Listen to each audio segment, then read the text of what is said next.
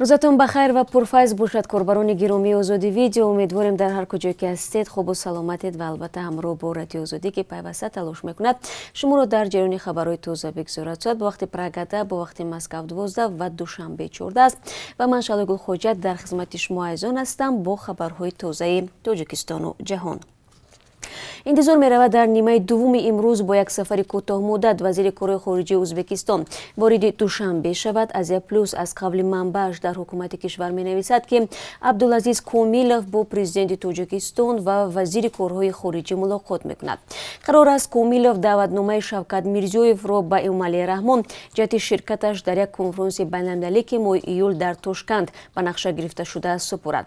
манба гуфтааст дар мулоқоти ҷонибҳо баррасии кушодани гузаргоҳҳои марзии ду кишвар дар мадди назар нест.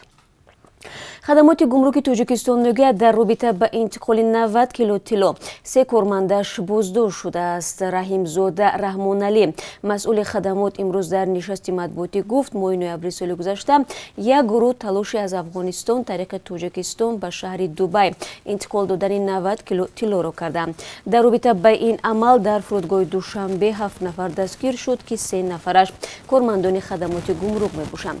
Раҳимзода афзуд ки вобаста ба ин ҳолат додситони кул парвандаи ҷиноятӣ оғоз намуда тафтишот идома дорад. қаблан расонаҳои маҳаллӣ аз талоши интиқолу боздошти афроде барои 90 кило тиллову 15 миллион доллар хабар дода буданд. ҳамчунин Юсуф Раҳмон додситони кул ҳангоми пешниҳоди собот дар Маҷлиси миллӣ дар ин бора зикр карда гуфт ки маблағи умумӣ беш аз 10 миллион долларро ташкил медиҳад. бинандагони азиз, дар барномаи хабарӣ 3 соат пас мо дар ин бора барои шумо ҷузъиёти бештар медиҳем. дар соли гузашта дар Тоҷикистон 601 мавриди худкушӣ сабт шудааст. дар ин бора дирӯз раиси кумитаи занон иттилоъ дод. Ҳилолбек Қурбонова гуфт аз миёни онҳое ки ба ҷони худашон қасд карданд 239 нафарашон занон буданд. хонум Қурбонова афзуд мушкилоти равонӣ, сатҳи пасти зиндагӣ, зӯроварӣ нисбати ҷабрдида ва эҳсоси танҳоиро аз сабабҳои ном мебарад ки занону духтаронро ба худкушӣ тела додааст. ин мақомдор аз волидайн даъват кардааст ки аз синни барвақтӣ фарзандони худро ба ҳаёти оилавӣ омода намуда дар замири писарон эҳтироми ҷинси латифро тарбия кунанд. хабаргузории Авеста менависад ки дар Тоҷикистон нархи картошка боло рафтааст. ба қавли манба агар ҳафтаи пеш 1 кило картошка аз 4 то 4.5 сомонӣ буд, ҳоло 6 сомонӣ нарх дорад. ҷаҳиши нархи ин маҳсулот асосан дар ноҳияҳои атрофи Душанбе мушоҳида шудааст. дар худи пойтахт бо таваҷҷӯҳ ба фаъол будани ярмаркаҳои доимии фурӯши маводи ғизоӣ, қимати картошка ба ҳисоби миёна 4.5 сомониро ташкил медиҳад. бино ба иттилои Вазорати кишоварзии Тоҷикистон, соли гузашта кишоварзони тоҷик 1 миллиону 20 ҳазор тонна картошка истеҳсол карданд, аммо ба гуфтаи Сулаймон Зиёзода, вазири кишоварзӣ, на ҳама аз ин миқдор картошка вориди бозор мешавад, зеро тосияки он барои тухмии ҳосили нав истифода мегардад. Сулаймон Зиёзода афзуд ки то соли гузашта табқи муқаррароти ҳукумат меъёри истеъмоли картошка ба ҳар як сокини кишвар 70 кило дар як сол муайян шуда буд. дар нимаи соли гузашта ҳукумати Тоҷикистон ин меъёрро тағйир дод ва ҳамакнун барои ҳар як сокини кишвар то 90 кило картошка дар як сол муқаррар шудааст.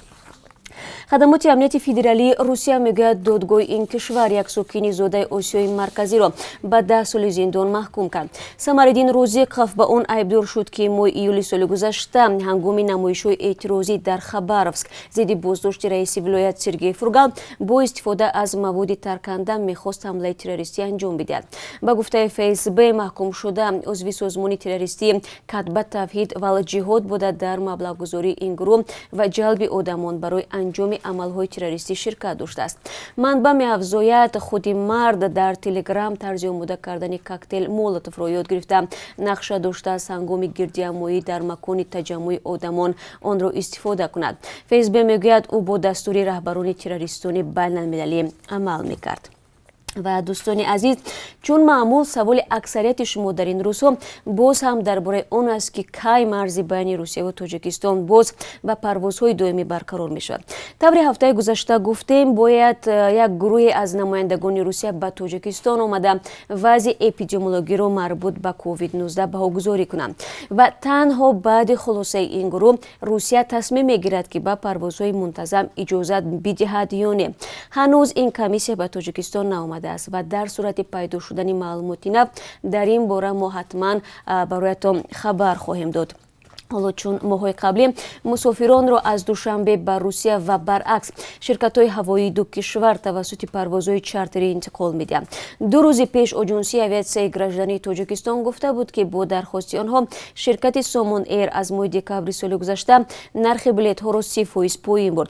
یعنی اگر قبلا بلیط‌ها 39,000 روبل روسی بودند، حالا از 26 تا 27,000 روبل روسی است. ولی طوری شما مهاجران عزیز می‌نویسید حالا نیز قیمت بلیط از 30,000 روبل روسی و بالاست. خب به طوری هم گفتم هنوز پروازها برقرار نشدن، یگان افغانی در این زمینه نیست. باوری داشته باشید همین که خبری در این باره پیدا شد ما یکم شده شما را خبردار میکنیم. صرف نظر از افزایش حمله‌های طالبان در افغانستان، امروز وزیران مدافع کشورهای عضو پیمان ناتو مسئله بیرونشوی نیروهای بین المللی از این کشور را بررسی میکنند. طبق سازش امریکا با طالبان که یک سال پیش در قطر به امضا رسید، در جواب به کفالت‌های امنیتی طالبان نیروهای بین المللی میبایست تا ماه می سال 2021 از افغانستان بیرون میشدند. این ملاقات دیروزه وزیران که 17 فوریه آغاز یافت اولین نشست از زمان سر قدرت آمدن پرزیدنت امریکا جو بایدن می باشد که در آن اصلاحات و مجهزگردانی پیمان ارزیابی خواهد شد. در صحبت‌های امروزه همچنان بحث حضور سربازان بین المللی در عراق نیز مد نظر است. مأموریت پرزیدنت بایدن میگوید سازش امریکا با طالبان را بررسی دارد تا تشخیص کند که آیا طالبان عهده‌داری‌هایشان را صادقانه طبق بندهای این سازش اجرا کرده‌اند یا نه. سر از ماه سپتامبر مذاکرات صلح حکومت افغانستان با طالبان جریان دارد، ولی صرف نظر از آن میزان خشونت افزایش یافته. فرماندهان ناتو بیرونشوی نیروها از افغانستان را برمحل میشمارند. یگانه گذرگاه مرزی تاجیکستان و چین خلمه قراسو تا هنوز بسته باقی میماند. این گذرگاه از ماه اکتبر سال گذشته بنابر پاندمی کووید 19 با تشبث مقامات چین محکم شده بود. به گفته نمایندگان خدمات گمرک، حالا در گذرگاه بیش از 260 ماشین بارکش با مال و محصولات صاحبکاران تاجیک بند ماندند. از اول همین سال طریق دیدبانگاه مذکور تنها به 25 ماشین حامل بار تاجران تاجیک اجازه عبور داده شده است. چین یکی از شریکان اساسی تاجیکستان و صاحبکاران تاجیک به جز از خوراکواری و محصولات نفتی بیشتر مالهای نیاز مردم را از چین می‌آورند. در چنین شرایط ناروشنی ده‌ها تاجر از احتمال کساد شدن تجارتشان نگران می‌باشند. داد و گرفت دو کشور در سال 2020 زیاده از 342 میلیون دلار را تشکیل داده است. مقامات گفتند این رقم نسبت به همین دوره یک سال پیش 96 میلیون دلار کمتر میباشد.